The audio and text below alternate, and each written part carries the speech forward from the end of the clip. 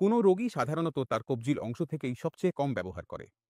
কিন্তু আমাদের কবজি দিয়ে যেসব কাজ হয়, সেগুলো আমরা এখন বুঝতে পারি না, পরে গিয়ে বুঝতে পারি। ঠিক আছে, এখন এই মুভমেন্ট কোনো প্যারালাইসিস রোগীর ক্ষেত্রে একেবারেই হয় না। শুরুর দিকে তো। তাহলে আমরা কি করি?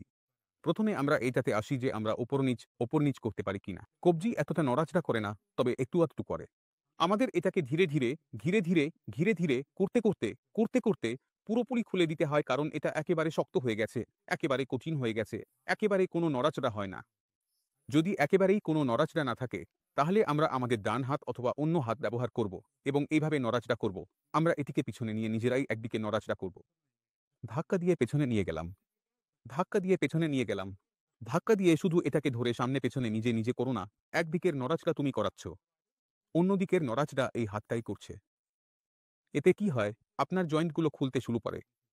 একবার এই নড়াচড়া শুরু হলে, তারপর সর্পিল গতিতে ঘোরানোর চেষ্টা করব।